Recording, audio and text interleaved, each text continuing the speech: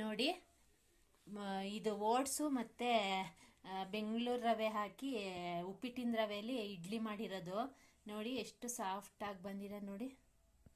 ನೋಡಿ ಈ ಥರ ಸಾಫ್ಟಾಗಿದೆ ನೋಡಿ. ನಾನಿವತ್ತು ಬೆಳಗಿನ ತಿಂಡಿಗೆ ಓಟ್ಸ್ ಇಡ್ಲಿ ಮಾಡ್ತಾ ಇದ್ದೀನಿ.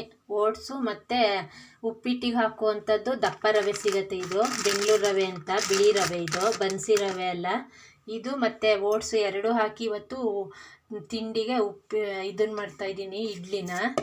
ಇದು ಹೇಗೆ ಬರುತ್ತೆ ಅಂತ ನೋಡೋಣ. ಫಸ್ಟ್ ಡೇ ನಾನು ಟ್ರೈ ಮಾಡ್ತಾ ಇರೋದು. ತುಂಬ ಚೆನ್ನಾಗಿರುತ್ತೆ. ನಾನು ಒಬ್ಬರು ಮಾಡಿದ್ರು ಅದು ನೋಡಿ ಮಾಡ್ತಾಯಿದ್ದೀನಿ. ಇದನ್ನು ಇವಾಗ ಓಟ್ಸ ಹುರ್ಕೋಬೇಕು, ಅಂದರೆ ತುಂಬ ಹುರಿಬಾರ್ದು, ಮೀಡಿಯಮಾಗಿ ಹುರ್ಕೋಬೇಕು, ಇಲ್ಲ ಇಡ್ಲಿ ಕಲರ್ ಚೇಂಜ್ ಆಗಿಬಿಡುತ್ತೆ. ಈಗ ನೋಡಿ ಓಟ್ಸಿಂದು ಇಡ್ಲಿ ಹೇಗೆ ಮಾಡೋದು ಅಂತ ತೋರಿಸ್ತೀನಿ ನೋಡಿ. 1 ಕಪ್ಪು ಓಟ್ಸ್ ತಗೊಂಡಿದ್ದೀನಿ. ಈಗ ಇದನ್ನು ಹುರಿಬೇಕು. ಬಾಣಲೆ ಹಚ್ಚಿದ್ದೆ, ಆಲ್ರೆಡಿ ಬಿಸಿಯಾಗಿದೆ ಬಾಣಲೆ. ಈಗ ಇದನ್ನು ಹುರ್ಕೋಬೇಕು.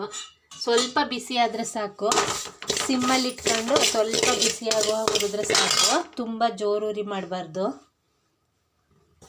ನೋಡಿ. ಇವಾಗ ಆಯಿತು ಇದು ಓಟ್ಸು. ತುಂಬ ಹುರಿಬಾರ್ದು, ಸ್ವಲ್ಪ ಹುರಿದ್ರೆ ಸಾಕು. ತುಂಬ ಹುರಿದ್ರೆ ಇಡ್ಲಿ ಕಲರ್ ಚೇಂಜ್ ಆಗಿಬಿಡುತ್ತೆ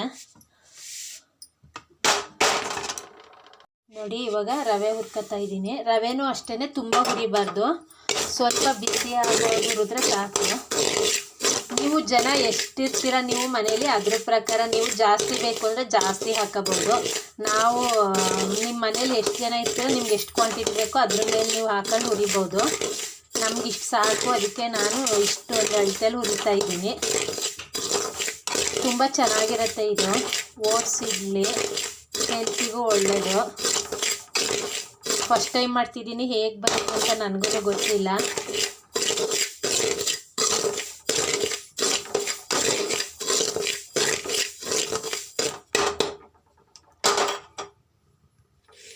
ನೋಡಿ ಇವಾಗ ಇದು ಆಯಿತು. ಬೆಚ್ಚಗಾದರೆ ಸಾಕು, ತುಂಬ ಬಿಸಿ ಮಾಡಬಾರ್ದು, ಇದು ಕಲರ್ ಚೇಂಜ್ ಆಗಬಾರ್ದು. ಇವಾಗ ಇದೂ ಆಯಿತು.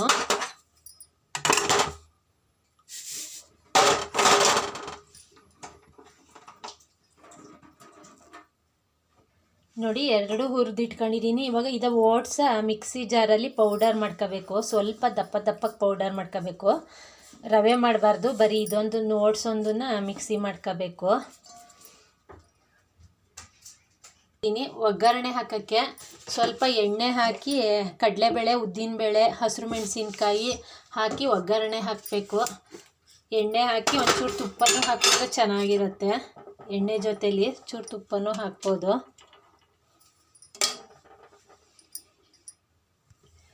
ನೋಡಿ. ಇವಾಗ ಎಣ್ಣೆ ಬಿಸಿಯಾಗಿದೆ, ಜಾಸ್ತಿ ಹಾಕ್ತಾಯಿದ್ದೀನಿ. ಕಡಲೆಬೇಳೆ,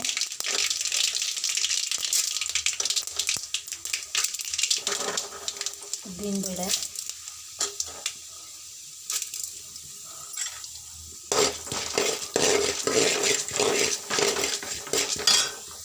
ನೋಡಿ ಕಡಲೆಬೇಳೆ ಆಗ್ತಾ ಬಂತು. ಖಾರ ಬೇಕು ಅನ್ನೋರು ಹಸಿರು ಮೆಣಸಿನ್ಕಾಯಿ ಹಾಕೋಬೋದು. ನಮ್ಮನೆ ಖಾರ ಕಮ್ಮಿ, ಅದಕ್ಕೆ ನಾನು ಒಂದೇ ಒಂದು ಹಸಿರು ಮೆಣಸಿನ್ಕಾಯಿ ಹಾಕಿದ್ದೀನಿ. ಖಾರ ಬೇಕು ಅನ್ನೋರು ತುಂಬ ಹಾಕೋಬೋದು ನೋಡಿ. ಇದೀಗ ಆಯಿತು. ಈಗ ಈ ರವೆ ಹುರಿದಿಟ್ಟಿದ್ನಲ್ಲ ಇದನ್ನು ಹಾಕಿ ಅದಕ್ಕೆ ಮಿಕ್ಸ್ ಮಾಡಬೇಕು.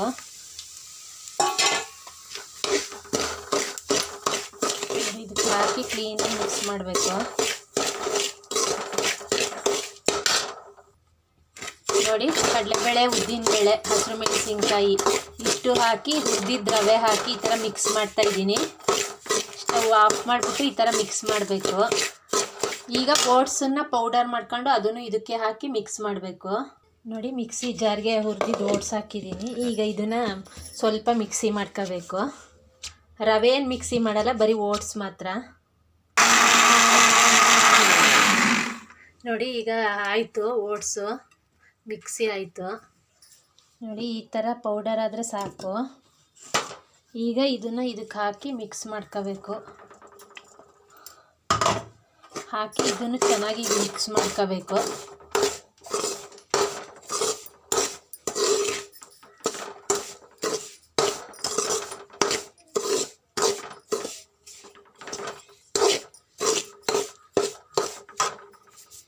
ಈಗ ಈಗ ಇದನ್ನು ಮಿಕ್ಸ್ ಮಾಡಾಯಿತು.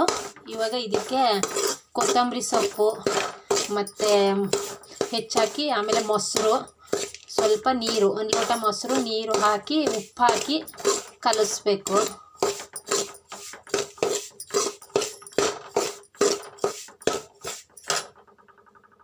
ಇದೀಗ ಮಿಕ್ಸ್ ಆಯಿತು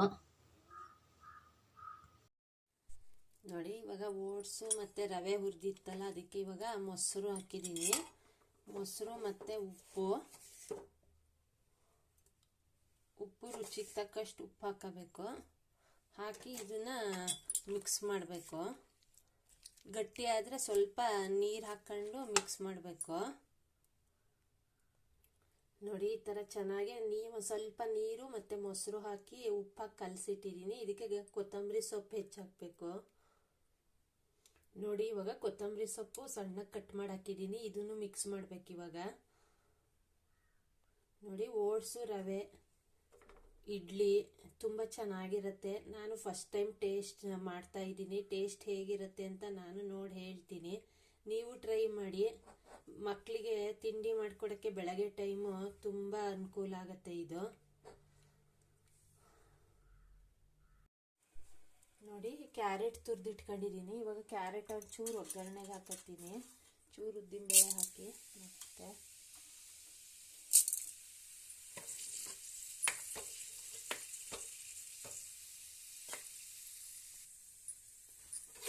ಉದ್ದಿನಬೇಳೆ ಆಯಿತು. ಇವಾಗ ಈ ಕ್ಯಾರೆಟ್ ಹಾಕ್ತೀನಿ.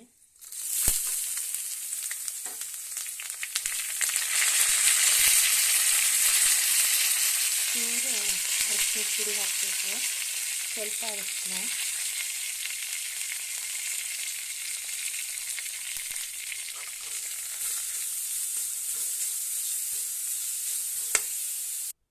ನೋಡಿ, ಕ್ಯಾರೆಟು ಕೊತ್ತಂಬರಿ ಸೊಪ್ಪು ಎರಡು ಹಾಕಿದ್ದೀನಿ. ಈಗ ಇದನ್ನ ಮಿಕ್ಸ್ ಮಾಡಬೇಕು ನೋಡಿ. ಇದನ್ನ ಕಲಸಿ ಒಂದು 10 ನಿಮಿಷ ಈ ಥರ ಬಿಟ್ಟಿದ್ದೆ. ಚೆನ್ನಾಗಿ ನೆಂದಿದೆ. ನಾವು ಕಲಸಿದ್ದೆಲ್ಲ ಓಟ್ಸು ರವೆ ಎಲ್ಲ ಚೆನ್ನಾಗಿ ಮಿಕ್ಸ್ ಆಗಿದೆ. ಈಗ ಇದನ್ನ ಹಾಕಿ ಮಿಕ್ಸ್ ಮಾಡ್ತಾ ಇದ್ದೀನಿ ನೋಡಿ. ಈಗ ಓಟ್ಸು ರವೆದು ಇಡ್ಲಿ ಹಿಟ್ಟು ರೆಡಿ ಆಯಿತು ನೋಡಿ. ಈ ಹದಕ್ಕೆ ರೆಡಿ ಆಗಬೇಕು. ತುಂಬ ಚೆನ್ನಾಗಿ ಕಾಣಿಸ್ತಿದೆ ನೋಡೋಕ್ಕೇನೆ. ಈಗ ಇದನ್ನ ಇಡ್ಲಿ ಪ್ಲೇಟಿಗೆ ಎಣ್ಣೆ ಸವರಿ ಇಡ್ತೀನಿ.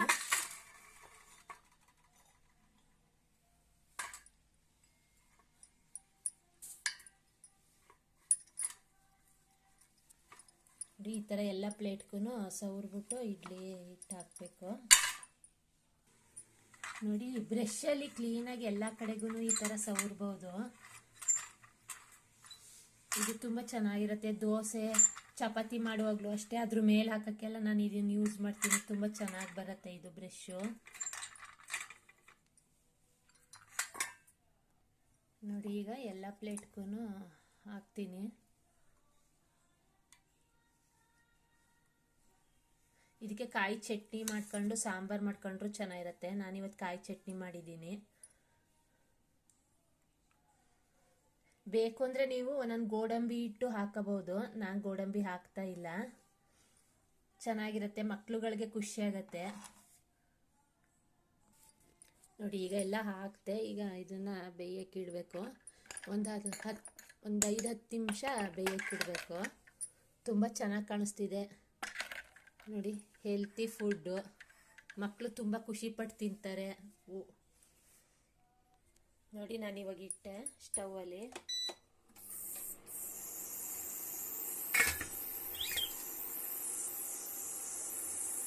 ಒಂದು 5-10 ನಿಮಿಷ ಬೇಯಬೇಕು ಇದು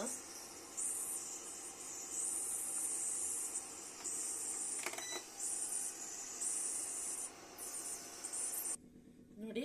ಓಟ್ಸು ಮತ್ತು ರವೆ ಹಾಕಿ ಇಡ್ಲಿ ಬಿಸಿ ಬಿಸಿ ರೆಡಿ, ಮತ್ತು ಚಟ್ನಿ ರೆಡಿಯಾಗಿದೆ ನೋಡಿ. ಈ ಥರ ನೀವು ಹೆಲ್ತಿಯಾಗಿ ಮನೆಯಲ್ಲೇ ಈಸಿಯಾಗಿ ಮಾಡ್ಬೋದು.